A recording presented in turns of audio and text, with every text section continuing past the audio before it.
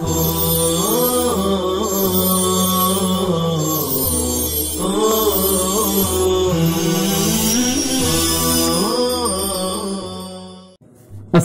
علیکم ورحمۃ اللہ وبرکاتہ۔ عزیز طلبہ، بات یہ چل رہی تھی کہ وقف کہاں بہتر ہے اور کہاں جو ہے غیر بہتر ہے، اور وقف میں محل کے اعتبار سے کس طرح رعایت کرنی چاہیے۔ تو اس میں بتلایا تھا فائدے کے تحت آپ کو نظر آ رہا ہے فائدہ، آیات پر وقف کرنا زیادہ احب اور مستحسن ہے۔ اس کے بعد جہاں میم لکھی ہو اور اس کے بعد جہاں تا لکھی ہو اور اس کے بعد جہاں جیم لکھی ہو، اس کے بعد جہاں زا لکھی ہو۔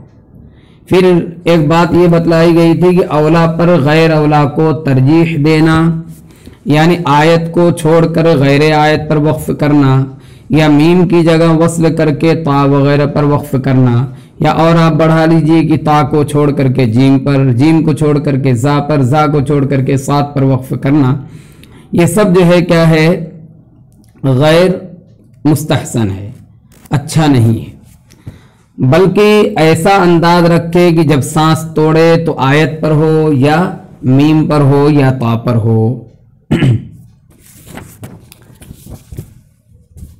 مثلا اس کو آپ یہ سمجھ لیجئے کہ اگر جو ہے آپ کی سانس باقی ہے اور جو ہے پہلے میم آ گئی اور پھر اس کے بعد دو چار لفظ تک ابھی آپ کی سانس جا سکتی ہے اور وہاں پر جیم ہے، تو آپ جو ہے جیم پر وقف نہ کر کے میم پہ ہی وقف کر دیجئے۔ اس طرح سے انداز رکھا جائے۔ آگے فرما رہے تھے کہ بعض کے نزدیک جس آیت کو مابعد سے تعلق لفظی ہو وہاں پر وصل اولا ہے فصل سے۔ تعلق لفظی کیا ہوتا ہے؟ تعلق لفظی اصل میں تعلق اعرابی کو کہتے ہیں، یعنی جس کا اعراب کسی دوسرے پر موقوف ہو تو ان دونوں کے جو باہمی تعلق ہوتے ہیں ان کو تعلق اعرابی کہتے ہیں، تعلق لفظی کہا جاتا ہے اسی کو۔ جیسے مضاف الیہ کا اعراب موقوف ہے مضاف پر، صفت کا موصوف پر، فاعل اور مفعول کا فعل پر، خبر کا مبتدا پر، معطوف کا معطوف علیہ وغیرہ پر۔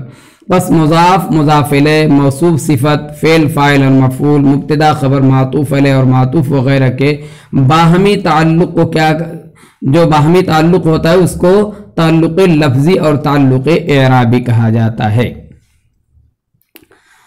ایسی آیت پر عام طور پر جو ہے لا لکھا ہوتا ہے، یہاں وصل اولا ہے اس لیے کہ یہاں کلام پورا نہیں ہوتا۔ لیکن آپ جو ہے ایک ہے وصل اولا ہے فصل سے، یعنی جہاں پر جس آیت پر لا لکھا ہو تو اس آیت کو مابعد کی آیت سے ملایا جائے، لیکن اگر وہاں پر وقف کر دیا جائے تو وقف کرنے کے بعد آیت ہونے کی وجہ سے ماقبل سے اعادہ کرنا صحیح نہیں ہوگا، کیونکہ آیت پر وقف کرنے کے بعد کسی بھی صورت میں اعادہ نہیں ہے۔ بہرحال یہ اولا ہے۔ لیکن اگر کوئی شخص، یہ بھی یاد رکھیے کہ اگر کوئی شخص ہر آیت پر سنت سمجھ کر کے، یا یہ کہ اپنے کسی سامع کو بتلانے کے لیے کہ جہاں میں وقف کروں وہاں سمجھو کہ آیت ہے، یا یہ کہہ لیجئے کہ وہ یہ کہے کہ ہر آیت پر میں وقف کروں گا، تو اب چونکہ آیت پر وقف کرنا چاہے وہ آیت لا ہو، ہر آیت پر وقف کرنا کیا ہو جائے گا، ضروری ہو جائے گا۔ اب جو ہے یہ وصل اولا نہیں ہوگا۔ بہرحال تو کہہ رہے ہیں بعض کے نزدیک جس آیت کو مابعد سے تعلق لفظی ہو وہاں پر وصل اولا ہے فصل سے۔ وصل کی جگہ صرف وقف یا وقف کی جگہ صرف وصل کرنے سے معنی نہیں بدلتے، اور محققین کے نزدیک نہ گناہ ہے نہ کفر ہے، معنی نہیں بدلتے۔ پوری عبارت پڑھ لیتے ہیں پھر اس کے بعد تشریح کرتے ہیں۔ البتہ قواعد عرفیہ کے خلاف ہے جن کا اتباع کرنا نہایت ضروری ہے۔ ताकि ईहा में माने गैर मुराद लाजिम ना आए, यानी गैर मुरादी माने का वहम ना हो। ऐसा ही इआदे में भी लिहाज रखना चाहिए। इन्होंने ये बतलाया कि मुहक्किकीन के नज़दीक जो है सिर्फ वक्फ की जगह वस्ल या वस्ल की जगह वक्फ करने से माना बदलता नहीं है और न गुनाह और न कुफ्र लाजिम आता है। हाँ, अलबत्ता कवायद उर्फिया यानी अरबी ज़ुबान के कवायद के लिहाज से ये गलत हो जाता है। इसलिए जो है कवायद अरबिया की रियायत करना भी जो है ज़रूरी है, क्योंकि अगर आप उसकी रियायत नहीं करते हैं तो माने गैर मुराद का ईहाम लाजिम आएगा, या ईहाम यानी वहम होना लाजिम आएगा, और ये भी सही नहीं है। इसी तरह से अगर इआदा ऐसी जगह से करता है जहां माने गैर मुराद का वहम लाजिम आता है तो वहां वो ऐसा इआदा भी नहीं करना चाहिए, ऐसी इब्तिदा भी नहीं करनी चाहिए। बहरहाल इन्होंने कहा कि वस्ल की जगह सिर्फ वक्फ या वक्फ की जगह सिर्फ वस्ल करने से माना नहीं बदलते। तो जब वक्फ की जगह वस्ल करने से और वस्ल की जगह वक्फ करने से माना नहीं बदलते और न गुनाह होता है, तो इससे मालूम ये हुआ कि कुरान करीम में न कोई वक्फ लाजिम है और न कोई वक्फ हराम है। अलबत्ता अगर किसी जगह वक्फ करने से मुराद इलाही के खिलाफ लाजिम आए, या जो है कोई बदअकीदा आदमी जो माना को समझता हो उस माने की नीयत से वक्फ करे, तो इस सूरत में वक्फ हराम हो जाएगा। इसी तरह से अगर वस्ल करने से मुराद इलाही के खिलाफ लाजिम आता है और दूसरे माने का वहम होता है और कारी की नीयत यानी पढ़ने वाली की नीयत भी उसी फासिद माने की है, तो वहां वक्फ लाजिम हो जाता है। यानी आप ये समझिए कि अगर वक्फ की वजह से माने में खराबी पैदा होती हो, या जो है वक्फ करने की वजह से उस माने का अगर जो है कोई लिहाज करता है तो कुफ्र लाजिम आता हो, अकीदे में खराबी लाजिम आती हो, तो अगर वक्फ करने की वजह से आप ये समझ लीजिए कि माने इलाही यानी मुराद इलाही के खिलाफ लाजिम आता है, माना बिगड़ जाता है, तो ऐसा वक्फ हराम हो जाएगा। और अगर वस्ल की वजह से ऐसी बात पेश आएगी तो वस्ल हराम हो जाएगा। लिहाजा वस्ल की जगह वक्फ और वक्फ की जगह वस्ल करना वाजिब हो जाएगा। तो कह रहे हैं कि इसका जो है लिहाज रखना चाहिए। हाँ, अगर ऐसी जगह बिला इरादा वक्फ या वस्ल हो जाए जहां मुराद इलाही के खिलाफ लाजिम आता है और दूसरे माने का वहम होता है, तो ये भी गरचे अहले अदा के यहाँ मना है, क्योंकि अभी आपने पढ़ा कि कवायदे उर्फिया के खिलाफ नहीं होना चाहिए, कवायदे उर्फिया का लिहाज रखना है, तो इसका इत्तिबा भी ज़रूरी है। लेकिन इस सूरत में गुनहगार नहीं होगा, क्योंकि उसने जो है माने को बिगाड़ने का कस्द नहीं किया है, गलत माने और मुराद इलाही के खिलाफ लेने का उसने वह क्या नाम है कस्द नहीं किया है, इस वजह से गुनहगार नहीं होगा। हाँ, अलबत्ता अगर वक्फ करने की वजह से वो उसका मकसद ही हो कि जो है माना बिगाड़ना है, तो ऐसा वक्फ एक तो हराम होगा, दूसरी ये कि गुनहगार होगा। हाँ, अगर वो उसका इरादा नहीं है और ऐसी जगह वक्फ हो जाता है तो वक्फ हराम होगा, लेकिन वो गुनहगार नहीं होगा। इसी तरह से वस्ल हराम होगा, लेकिन वस्ल करने वाला गुनहगार नहीं होगा, इल्ला ये कि वो खुद उसका इरादा करता हो। बाज़ जगह इआदा निहायत कबीह होता है, निहायत कबीह होता है, जैसा कि वक्फ कहीं हसन, कहीं अहसन, कहीं कबीह, कहीं अक़बह होता है। तो आप जो है बाज़ नुस्खों में ये लिखा है कि बाज़ जगह इआदा निहायत कवी होता है, जैसा कि वक्फ कहीं हसन, कहीं अहसन, कहीं कबीह, कहीं अक़बह होता है। तो ये कबीह भी पढ़ सकते हैं इसको, यानी ये तो माने के लिहाज से है। तो वक्फ कहीं हसन होता है, कहीं अहसन होता है, कहीं कबीह होता है, कहीं अक़बह होता है।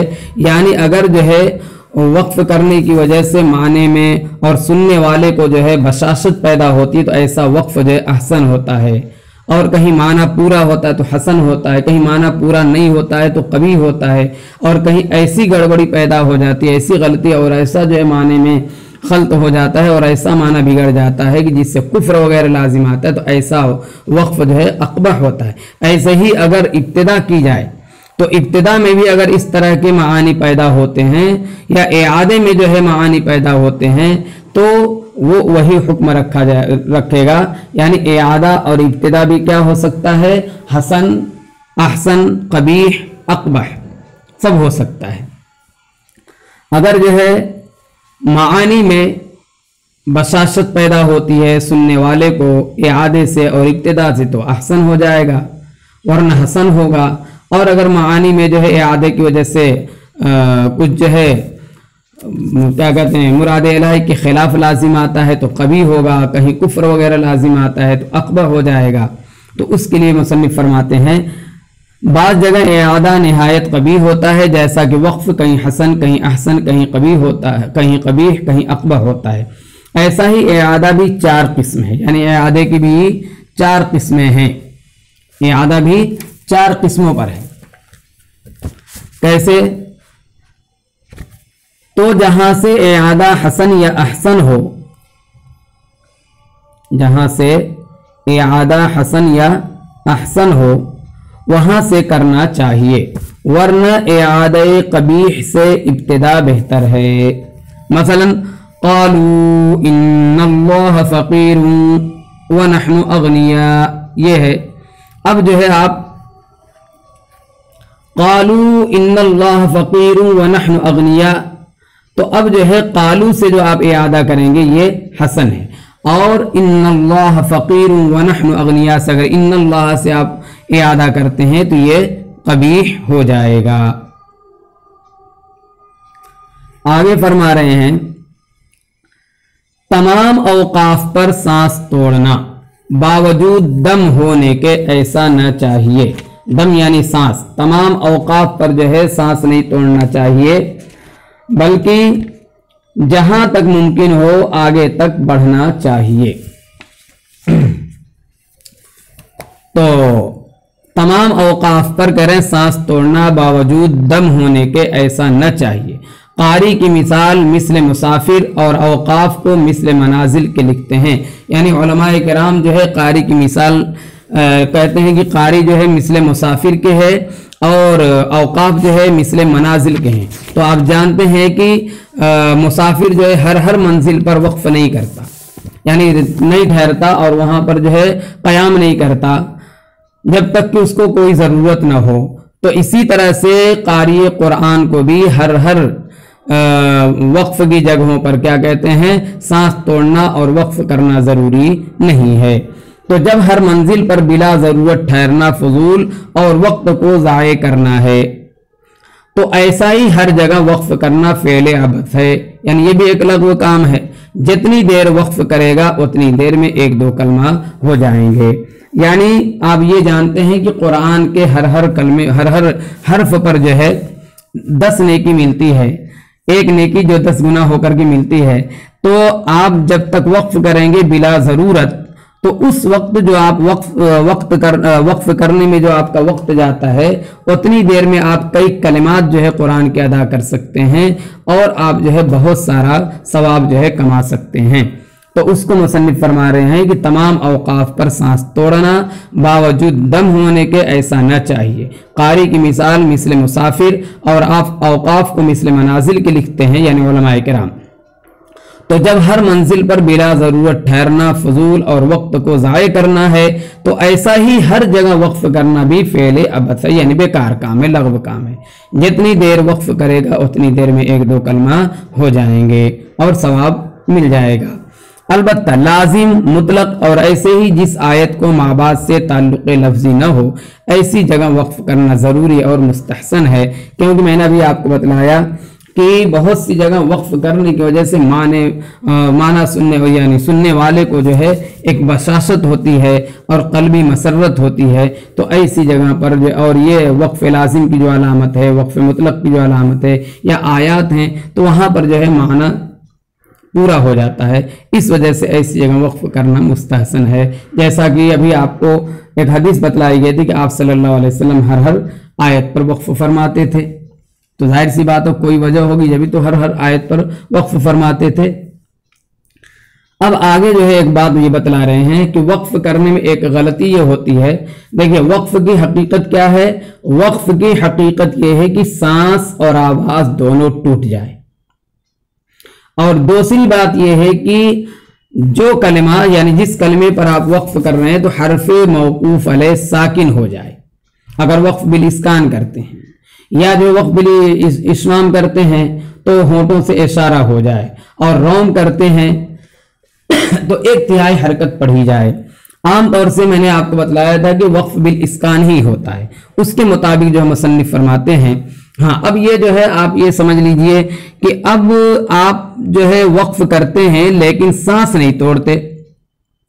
मतलब क्या है कि सिर्फ हर्फ को साकिन कर दिया और आगे पढ़ते चले गए, तो ये भी गलत है। या इसी तरह से जो है आपने हर्फ को साकिन नहीं किया, मुतहर्रिक किया और सांस तोड़ दिया, ये भी गलत है। मसलन आप पढ़ते हैं अल्हम्दुलिल्लाहि रब्बिल आलमीन अर्रहमानिर रहीम मालिक यौमिद्दीन, ये गलत है। साकिन कर रहे हैं और सांस नहीं तोड़ रहे हैं, या यूं करें साकिन न करें और सांस तोड़ दें अल्हम्दुलिल्लाहि रब्बिल आलमीन अर्रहमानिर रहीम मालिक यौमिद्दीन, ये भी गलत है।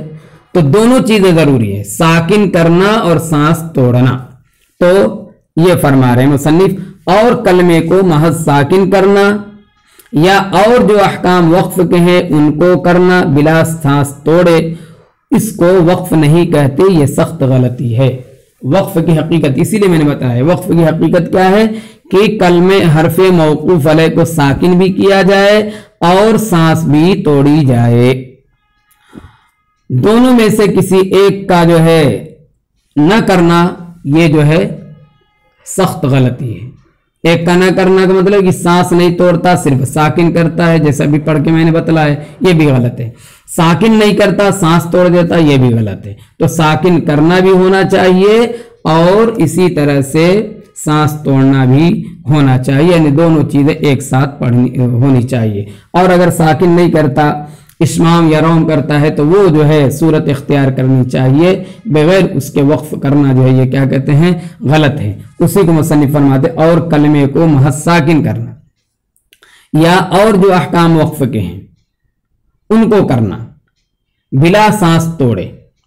जैसे इस्माम करते हैं, सांस उसमें भी सांस तोड़ना है, सांस नहीं तोड़ते, या रोम करते उसमें भी जो है सांस तोड़ना, वहां सांस नहीं तोड़ते, तो उसको वक्फ नहीं कहते, ये सख्त गलती है। बहरहाल आज का सबक इसी पे ख़त्म किया जाता है। आइंदा इंशाअल्लाह अगला फ़ायदा आपके सामने पेश किया जाएगा। अस्सलामु अलैकुम व रहमतुल्लाहि व बरकातुहू।